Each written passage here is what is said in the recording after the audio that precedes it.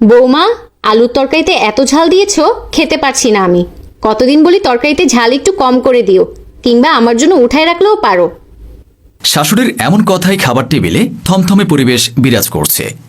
বৌমা বলে উঠল, সারাদিন এত খাটাখাটুনি করার মধ্যে এই ঝাল কম বেশি ব্যাপারটা আমার মাথায় থাকে না মা। তাছাড়া আপনি একজনের জন্য আমাদের বাকি চারজনের খাবারের স্বাদ তো নষ্ট করতে পারি না।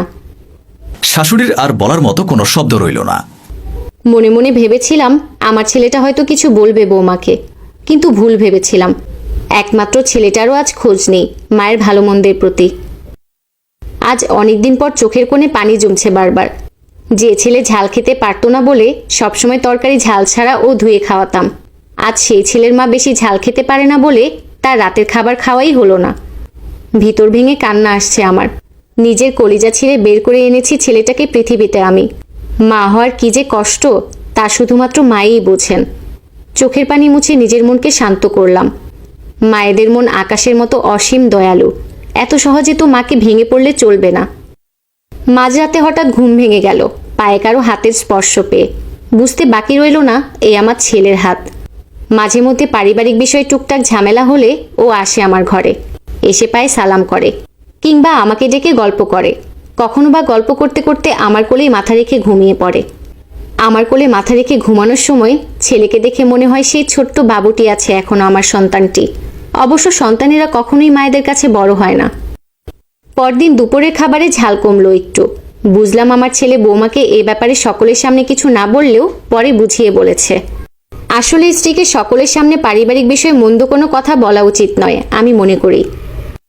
বিকেলে বৌমা কিছু তরকারি কুটতে দিল, রাতের জন্য রান্না হবে। আজকাল চশমাটা আর কাজ করছে না, বয়স বাড়ার সাথে সাথে চোখের সমস্যাও বৃদ্ধি পেয়েছে। তরকারি করতে গিয়ে হাতের আঙুলের বেশ খানিকটা কেটে ফেললাম। বয়স্ক মানুষের শরীরে মনে হয় রক্তের পরিমাণ একটু বেশি থাকে। ঝরঝর করে রক্ত পড়ছিল হাত থেকে। নাতনি রক্ত দেখে চিৎকার করে মামা বলে ডাকে আর বলে, দিদার হাত কেটে গেছে মা। বৌমার অপেক্ষা না করে নাতনি নিজেই ঘরে ছুটে যায় ডেটল ও তুলা আনতে। কিছুক্ষণ পর বৌমা আসে হাতে কিছু তুলা ও ডেটলের বোতল নিয়ে। মা, দেখে কাজ করবেন না, ফেললেন তো হাতটা কেটে। বলতে চেয়েও বলতে পারলাম না যে আসলে বৌমা, চশমাটা আজকাল ঠিকমতো কাজ করছে না। নতুন চশমা লাগবে, ডাক্তার দেখাতে হবে। এ তো অনেক টাকার ব্যাপার, সেজন্য বলতে দ্বিধা ও লজ্জা দুটোই কাজ করে আমার ভিতরে। নিজেই হাত ডেটল দিয়ে পরিষ্কার করে নরম পাতলা পরিষ্কার কাপড় দিয়ে বেঁধে রাখলাম। কাটা স্থানটা জ্বলছে খুব।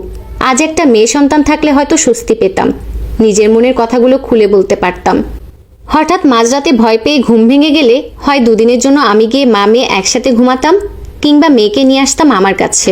বুকের ভিতরটা জুড়াতো আমার তখন। নাতনিটা প্রায় সময় আমার সাথে ঘুমায়। ওই আমার শেষ বয়সের বান্ধবী, প্রাণের আত্মীয়।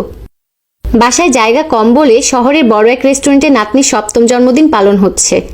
সবাই সেজেগুজে বিকেলে চলে গেছে জন্মদিনের পার্টিতে। আমারও ভীষণ যেতে ইচ্ছে করছিল, সবার সাথে বলতে পারি নাই। বয়স বাড়ছে, পাছে না অনুষ্ঠানে কোনো ভুলভাল কাজ করে বসি আমি। রাতে অনেক উপহার ও খাবার নিয়ে বাসায় ফেরে সবাই। সব উপহার দেখা শেষে নাতনি আমায় জড়িয়ে ধরে তার গলার স্বর্ণের চেইন এবং হাতের আংটি দেখায়। আমিও খুশি হয়ে আদর করে দেই নাতনিকে আর বলি, আমার অনেক গহনা আছে, সেগুলো সব প্রায় তোর, তবে কিছু গহনা আমার নাত বউয়ের জন্য আছে। চেইন তো আমার ছেলে দিয়েছে, তবে এই আংটিকে উপহার দিল। আমি মা। পাশ থেকে বৌমা বলল। আমি তাকালাম বৌমার দিকে, বললাম, তুমি তো চাকরি করো না বৌমা। আমার কিছু জমানো টাকা ছিল মা, তা দিয়ে মেয়ের শখ আহ্লাদ পূরণ করলাম। তা বেশ ভালো বৌমা, তবে শেষ বয়সে তোমার শখ আহ্লাদ পূরণ করার জন্য কিছু হলেও জমিয়ে রেখো, না হলে পরে আফসোস করবে বৌমা।